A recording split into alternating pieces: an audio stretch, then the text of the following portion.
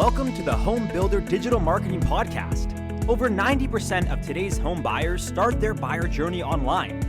Here we talk with not only industry experts, but also your fellow home builder marketers to learn how you can succeed in our incredibly competitive digital world. And now, here are your hosts, Greg Bray and Kevin Weitzel. Hello, everybody, and welcome to today's episode of the Home Builder Digital Marketing Podcast. I'm Greg Bray with Blue Tangerine. And I'm Kevin Weitzel with Outhouse. And we're excited today to have joining us Bill Sieversten. Bill is the Director of Client Services at Milesbrand. Welcome, Bill. Thanks for being with us today. Thank you, guys. Thanks for having me. Well, Bill, let's start off and just get to know a little bit about you. Give us that quick background overview about yourself. Sure. I've been with Milesbrand, if you can believe it, off and on since 1996. So that makes me feel really old, but really proud to have worked for so long in such a great company. There have been times that I've left, pursued some other things, and then, the market can kind of take you in different directions. Home building saw a bit of a downturn in the late 2008, 2007, where I left Milesbrand for a little bit, but then came back in 2014 and have been back ever since. So, all right, well, before we dive into all that, we need to know some personal factoid about you that has nothing to do with work, the home building industry, or family. What do you got? Oh, that doesn't have to do with family. Well, I love doing hot yoga, if you guys can believe that. So I go to hot yoga probably about 5 times a week. It's an hour class in about 100-degree heat with about 95% humidity. And it's a pretty active practice where it's not just holding poses for a long time. You're kind of working through it. The whole concept behind it makes your body uncomfortable, makes you work a little bit harder. There are times where I'll go to that practice and I'll spend an hour doing it and I'll crush it. But there will be times where I maybe only move for about 20 minutes and then the heat takes over and I've got to sit for about 40 minutes to catch up. But something that I love to do. So, Bill, I have zero flexibility. I haven't touched my toes in at least 3 decades. I went to a hot yoga class one time, and midway through the class, the instructor came over and tapped me, and she said, "Sir, we need to ask you to leave. You're doing hot yogurt, not hot yoga." There you go. I couldn't do it. Wasn't a hot yoga class, by the way. It was just regular yoga. And they didn't ask me to leave. But I do feel awkward because I do a lot more grunts and painful expulsions based on trying to even get into the position that they want me to get into. Yeah. But I love yoga too. On with that, I'm probably the worst guy in class, but at least I'm in class. That's what I always tell myself. Love it. Now, Kevin, I thought in Phoenix, hot yoga was just like taking a walk. Everyday yoga. Yeah, it's just yoga. Yeah, it's just taking a walk outside, right? So we just call it yoga here. Everything's hot in Phoenix. So, well, Bill, tell us a little bit more about how you got into marketing, connected with Milesbrand, and kind of became connected with the home building industry. No, absolutely. I actually started working in printing. You guys remember printing, right? So I actually worked for a printing company all through high school and through college. And then afterwards, I got hooked up with Milesbrand and came in to help them purchase their printing because of the experience that I had in the printing industry. Back then, we were doing a lot of collateral, and then just the natural progression of that, you kind of start working on display and outdoor. And then as that kind of grew, working on different sales offices, welcome centers, point of purchase, point of sale displays, and really kind of became an expert in the whole printing area. But then that kind of moved on to, working with different clients and helping with their accounts and getting to know our customers. Then it just kind of naturally progressed into account service, where my position is now with Director of Client Services. Don't do as much printing as we used to, but over the last 20, almost 30 years, learned a lot about digital marketing, web development, and so on and so forth. So that's where most of my passion and what I do on a day-to-day basis lies. So if you were back in printing back in the 90s, that means you were like etching plates, you were doing typeset, you're using Heidelberg, Ryobis. What were you using? Yeah, they were Kamoris. Oh, okay. Yeah, and it was actually out on the press room floor. So, I started kind of sweeping the broom and then worked up into just helping, on the press crew. So I never worked in pre-press, but back then, yes, we were still working on film. So I went from film to stripping to plating. It was before digital came into play. But yeah, so know a lot about printing and how color works. And it's kind of funny that, a lot of those things that you learn on the press room floor, still apply today in what you're doing with our creative work and marketing. So let's address one thing really quickly before we get more into the marketing stuff. Could you talk to the audience really quick, just the marketers that are listening, when they look at a rendering for approval and they say, we'd like the green to be more green and we'd like the blue to be a little bit closer blue. We specified this certain blue color and it seems to be a little off. Are we crazy in the fact that we should expect that they should understand that every monitor looks a little bit different for each color? Even different printers will print out a slightly different hue based on the machine in question? 100%. So yeah, you're looking at different monitors, you're looking at your phone screen. You see it smaller, it's going to look more condensed on your mobile device than it would on your actual computer monitor. And then if you actually see that in the jumbotron at a stadium, what is the color going to look like? So yeah, there is going to be that variable that you have to work with. So you get it to where you think it's going to work best. If somebody says, hey, this looks too blue, it's not just adding blue to it. Sometimes it's taking a little bit of yellow away or a little bit of red away to help the blue shine. So you just do your best up front, and you'd be surprised at how dialed in a lot of the different monitors and viewing devices actually are. Well, Bill, for folks who are not as familiar with Milesbrand, give us that overview of what you guys do and who you serve and the types of services you provide. Yeah, so we're a full service branding and marketing agency. And our tagline is from land to brand. So we a lot of times will do our best work when we start with a company. Let's say it's a community or a builder, from the very beginning, help with the naming of that company, building their brand and starting it from the ground up. But not to say that we don't have to do it that way. We've done a number of, and I would say some of our most successful clients and successful campaigns have been with brand refreshes. So it's not like we have to start from the very beginning. We can come in at any time and work with the company to do that. So we feel that real estate marketing and branding is our passion. It's what we do best. We have a great history. My coworkers at Milesbrand, a lot of us have been there 15 plus years off and on. We work really, really well together. But again, it's a full service agency that specializes in anything that a home builder or new community development will need for their marketing purposes. Whether we do it in-house, we don't do everything in-house, but we find the right partners to help us, specifically with you guys at Blue Tangerine. We don't develop websites.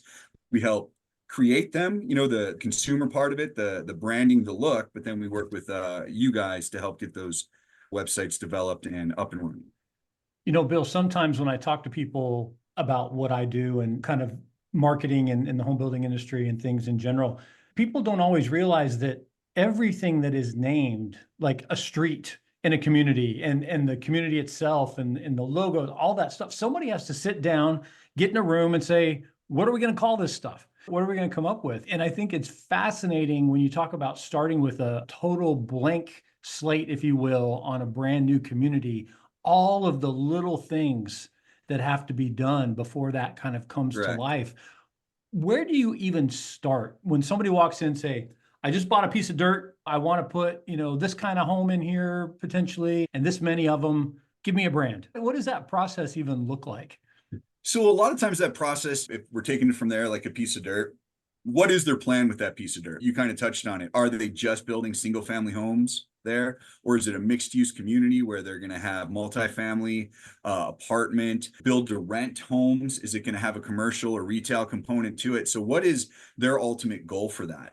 Is it a piece that they want to develop into a community that they're going to sell over the next 10, 15, 20 years? Or is it a piece of land that they want to develop, get going, and just sell to a builder? And, let that builder buy the land and put what they want into it and how they want to do it. But I would say the first thing that we usually start with that part of it is the name. And the name is probably the hardest part of what we do. Getting a community named, or any name really, is usually the hardest part of what we do, because it can invoke a personal reaction to somebody that you maybe weren't expecting. Maybe it was somebody they knew in high school, or it reminds them of an ex-girlfriend. So that can take a name right off the table.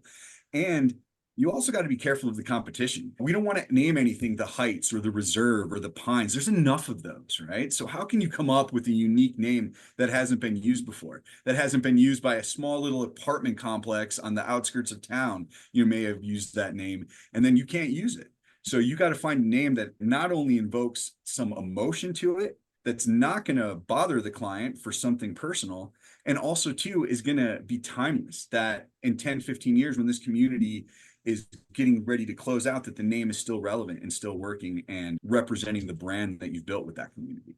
I'm personally a fan of themes.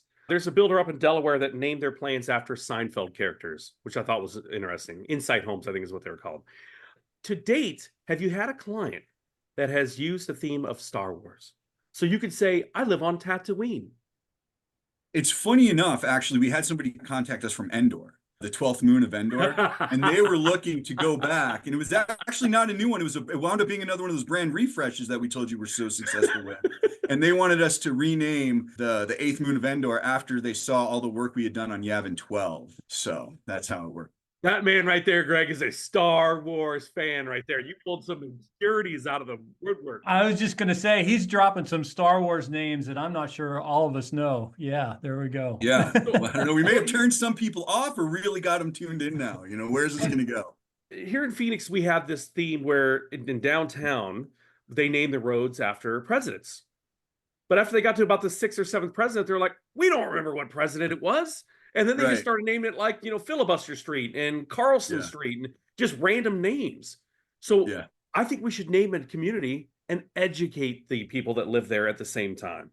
That is something. And it's funny that you mentioned street names. Actually naming streets are actually really hard because you've got the city that you've got to work with.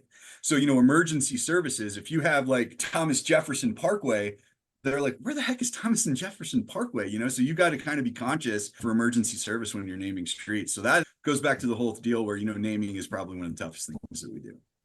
Well, and Bill, somebody needs to tell the folks in Georgia that there are more names than just Peachtree that they can use. Funny enough, we work with a couple of clients down in the Naples area, and the city or the county that they're in actually gives you a documentation of overused project names. So if you're starting a new project, the city will give you a list of names that don't use, anything that has lake in it, anything that has sun in it, Pines, Heights. So that's kind of helpful. Along with those names too, one thing I do want to mention is we work really closely with the land planners and landscape architects and, the people who are developing that community. So their vision that they may have for the community that they know they want to do, a lot of times we'll try and tie that name in with it. Kind of understanding the colors of the vegetation that they're going to use in the community, like the bushes, the trees, the flowers around the monument, do they have a lot of those colors specced out, and do they know what those plants are going to be? We try to make sure we incorporate that into some of our marketing and our color palette in our marketing, so we can create a lot of brand consistency with the community and the marketing. One thing that you'll see oftentimes, there could be a pretty big disconnect between a community when you get to it and the marketing that you're seeing that drove you there. Just one last thought on names. It is fascinating to me how a name can trigger emotion. How much of the marketing and branding do you guys feel comes with the name, like it's built into it? And how much of it do you create once the name is there? And the rest of us are just embracing the emotion that you've created around it with the work that you guys do on the brand versus the fact that this word already has something built into it? That's a really good question. It's a combination of both. You want a name that's going to evoke a positive emotion, and that name needs to be unique enough that it's not going to be reminded you of something else or another community or project, home building project in the area. And then your marketing, your creative direction, your creative development needs to support that. But more importantly, before you get to really that creative development part of it, the second part in our process, which is the brand promise or tagline. So we like to think that the brand promise is just as important as the name. And that's where a lot of times you'll get some of that emotional payoff that you're looking for. Some of the greatest taglines that you can think of, Nike, just do it. Target, expect more, pay less. Home Depot, let's build something together. So when you hear the name Home Depot, you kind of get it. But then when you hear the tagline or the promise, let's build something together, that really works. That kind of tells you what you're going to do there. So a lot of the times for us, it's that brand promise is what's going to really pay off the emotion of the name. So Bill, as you guys work with builders, a lot of builders, no offense intended, don't have a lot of marketing background. They come at this from I just want to create these beautiful homes. They know that process. They understand it. Do you find that the builders get this when you start talking to them about brand and emotion and feeling and words and all that? Or they're just like, yeah, whatever, just tell me what it's going to be so I can start building my houses? No, 100%. That's why they come to us. That's why they come to Milesbrand, because we do put that emotion and we bring that hopefully clarity to the market for what that community is going to be. We don't look for companies that just want us to just come up with a name that's going to be cool and catchy. We're trying to build a process, again, for a community or a builder that's going to be around and have that timeless staying power. So for us, it is a pretty big deal. Nobody really comes to us with the idea of just bang this out. It's usually a bit of a process, so we can help them and walk through the whole from land to brand with them through the whole way. So you mentioned that often you're dealing with rebrands. Something's been there and you're trying to improve it, move it forward.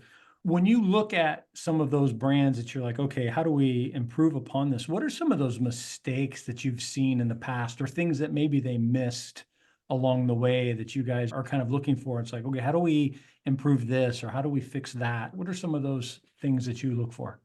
Sure. Again, a really good question. A lot of times, if we're doing a brand refresh, let's say the community is 6 years old and they have a name and a tagline and a look that probably made sense 6 years ago, but maybe their target market has shifted.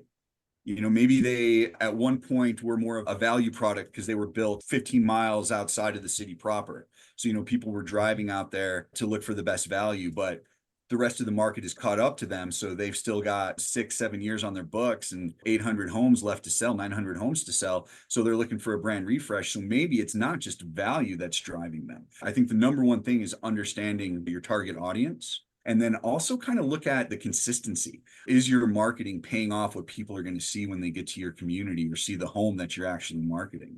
And then 3 kind of ties these both together is the messaging. Is the messaging relevant to the audience and to the target buyer that is most likely going to buy your home or live in your community?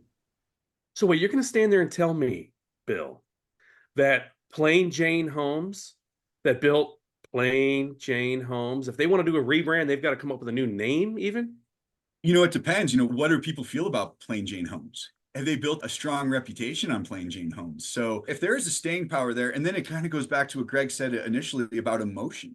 If Plain Jane Homes is an emotional name for that company, we're being silly and talking about Plain Jane, but if it's a name that we think doesn't work, but we understand that this name is not a negotiable. This was my grandfather's name. My grandfather started this company. This is a legacy company. We're not changing the name, but maybe their brand promise has changed. Maybe Plain Jane's Homes brand promise was regular homes for regular people, but now it's Plain Jane Homes, it's luxury homes for the next stage of your life, something like that. So how can that brand promise kind of help that name? So a lot of times we'll update the brand promise, we'll update the logo to a point. We do want to keep some consistency. If Plain James Homes has had like a huge legacy and a great reputation in their market for like 50, 60 years, that's something we don't want to take away. So we'll update it, we'll change their tagline, we'll refresh the brand and make sure that we work with that home builder to make sure that the brand that they're moving forward pays off what their target audience is looking for. Love it. As you go through that type of a rebrand, especially when you're updating a brand promise,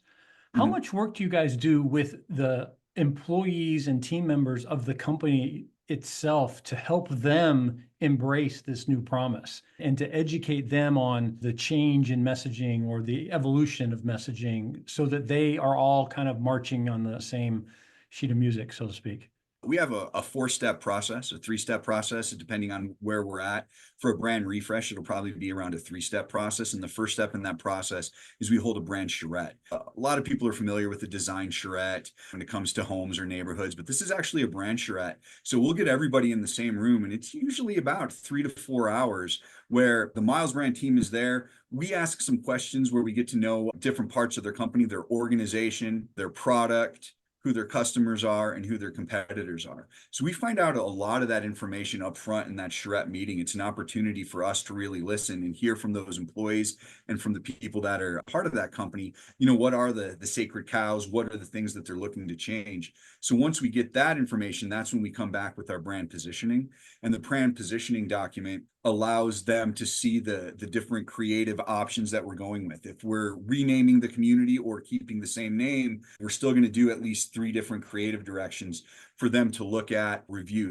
If it's the same name, let's just say it's a brand process where they're keeping the same name, they'll have 3 different brand promises and then 3 different creative looks and color palettes that will go along with that brand promise to see how it works and resonates. And it's kind of an open process too, where they may see something and be like, we really like the look and the colors that you use for brand promise 1, but we like brand promise 2 better. Can those all come together? And what we do is we do work with them in that positioning meeting. That's again about 2.5 hours where we get their input to see how the brand is coming together and see where they want to take it. And that's usually a good part of our process. So those are the first 2 steps in our process. The third step is then going to market. How do we take that brand to market once we have the whole team on board with the look, feel, name, and tagline? then how do we get that all to market? And do you find that within the team, though, that there's also, again, just looking at the broader team, like you've got your construction supervisors and the warranty department and some of these other folks that have to exude this new vision of what it is that our company represents? Do you guys help educate them as well, or is it more just the marketing team that you work with? A lot of times it is the marketing team that are doing that, but we give the marketing team tools. So a lot of times what we'll do with that is we'll create an internal brand book, we'll call it. A brand book is something that all the employees will have. A number of times the companies will even hold a meeting where they'll hand out the brand books and they'll all get together as a company and go over the brand books, look through them, give them the opportunity to ask questions. And again, through part of the process, we're hoping that they're excited. They've come to us because they are looking for a brand refresh. They're excited about the brand refresh. Yes, you may get some holdouts. They're like, no, the brand's fine. We don't need that. But more often than not, I would say I've rarely seen that, if ever. Everybody's pretty excited about it. So I can give you guys an example of those brand books or post them on our website if you guys would like to see it. But it really is a way to showcase the direction that the company is now heading with their brand. And it really does create excitement and gets people backing what they're going to get. So Bill, I'm sure that you look at a lot of marketing from builders that you don't work with. You're always out there seeing what they're putting out, the kinds of messaging they have, and you probably study competitors of the people you are working with to understand what's out there. When you are looking at what builders do, and of course, these are not Milesbrand clients because Milesbrand clients don't do these things. What are the things that you just kind of go, yuck, I can't believe they're doing that? Some of these mistakes that you see builders making out there with what they're putting out in the market? That's a really good question. It goes back to what we talked about in the beginning, is knowing who your target audience is. I'll see this more often than not. It's maybe not so much in what they're messaging, but how they're messaging it. You really need to know your audience and know what they're looking for and understand the tactics that are going to best get you the results that you want and know what those results are. So when I see like a home builder banner over a stadium or over a big event, is that the best use of your money? Because let's say there's 50, 80,000 people at that stadium. That's great. You're going to hit a huge audience. But do you have 50, 80,000 people looking to buy a new home right now or interested in buying a new home right now? Probably not. So that's one of the things that I think makes me cringe the most, is not working your marketing efforts in the right way. So spending money to get in front of the wrong audience. Correct. Yeah, thank you for saying that so much better than I did.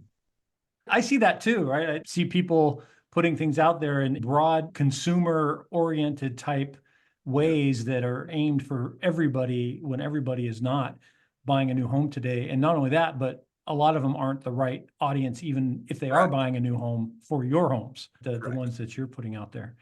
How often do you find a builder, and I'm going to use a food example because I won't eat at this restaurant because of their ads. So how often do you have a builder that hits the mark that they want to send this message, but the message is so off-putting that you're like, you're not seeing that this is off-putting? Example, Carl's Jr. You know, when they have that commercial where there's a rather good-looking woman eating a burger and it's just sloppy, falling all over the place? Yeah, I remember. That's a few years old, right? It grosses me out. I won't eat there because of that. It just makes me sick to my stomach watching somebody eat some sloppy food that's just falling all over the place. I don't want that on me. So do you ever have that kind of example where it may elicit that type of response? Because I will not eat at Carl's Jr. because of that. No, gosh, I don't recall ever being disgusted by anybody's home building marketing. Or just blatantly missing the mark completely. Yes, blatantly missing the mark again is, I think, like Greg said that really well, spending to the wrong audience. And also too, there's just a lot of tools that are available right now. A lot of people want to do their own research before they make any contact with a builder. So on your website, if you don't have a digital tour of your model home, or if you don't have different information about what's available in the home or what kind of personalization parts you can do to your home, do you have a design center? Is it a quick move-in home? Is it a spec home? Is it a home that you're going to be giving out on a discount because you're looking to sell it? If you don't have a lot of that information for the buyer, because you don't know, everybody's customer journey is a little bit different. If I go to a builder website, I want to see A, where they're building, B, what they're building, and honestly, most importantly, how much they're building it for. You know, what is this going to cost me? So those are the three things. And I think when people miss that mark, where they don't maybe touch on where they're building enough, so it's like, oh, this home's beautiful, this is where I want to live. and it's in Phoenix, but then I come to find out, oh, it's not exactly in Phoenix. It's at one of those distant practice stadiums way, way out there. It's like they're kind of toting that they're building in Phoenix. This place is an hour and a half from Phoenix. How come I didn't know that when I was on the website? I'd love to see what the inside of this home looks like before I go tour the model. In this day and age, for the price that it costs to create an online virtual tour, you should be able to have that on your website. Well, Bill, this has been a great conversation. Just a couple of more questions before we kind of wrap up. Not every builder is in a position where they can bring in a team of the quality of Milesbrand every day to help them with some of this. If you've got that small or just getting started builder who really doesn't have that marketing budget, what are some tips you can give them to help them still embrace this naming, messaging, branding type of vision? First off, we would love to work with any builder who doesn't know what their budget is, or if they have a budget and they're like, we don't know if we can actually get this. It's still worth the conversation. You know, we can work with you on what your budget is and try and make that as successful as possible. We can even help you build a budget. How much should you spend on marketing? We can give you different options for that. A lot of times what we think you should spend and what you want to spend on marketing can absolutely vary. And again, and I'm going to sound like a broken record, but understand your target audience. Who are you marketing to? Who are the people who are going to be buying your homes? You know, can you create lookalike audiences to mirror who these people are? I think that would be a really easy first step. And then understanding your success metrics. You know, what are your KPIs? What are you looking for? Are you looking for client engagement? Are you looking for web traffic? Are you looking for foot traffic? You know, are you looking for actual leads? Are you looking for sales? You know, so understand your metrics and help us understand them as your marketing partner. We'll let you know the best way and the best avenues to take your marketing to meet the success metrics that you placed. Or if you need help coming up with success metrics, we can do that too. Well, Bill, do you have any last thoughts or pieces of marketing advice that you wanted to leave with our audience today?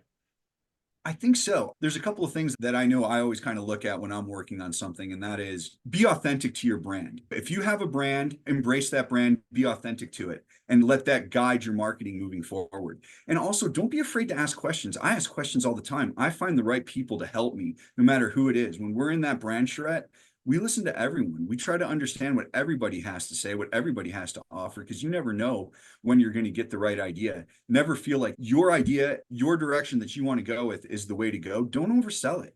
You know, make sure you understand what works and how you can make it better. It's always better to embrace other people's ideas, and you'd be amazed at how often that'll show through in the brand, because they're the ones working for the company. They understand the brand just as well as you should.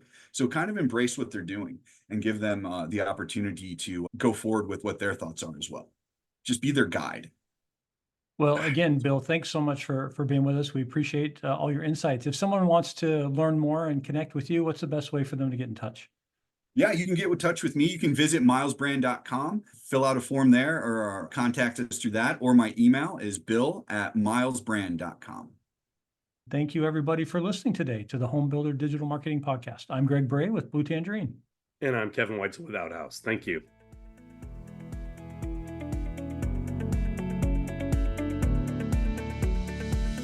Thank you for listening. To learn more about how Blue Tangerine and Outhouse can help you generate more qualified home buyer leads, visit bluetangerine.com and outhouse.net. If you've enjoyed our show today, please tell a friend, leave us a review, and subscribe on your favorite podcast platform.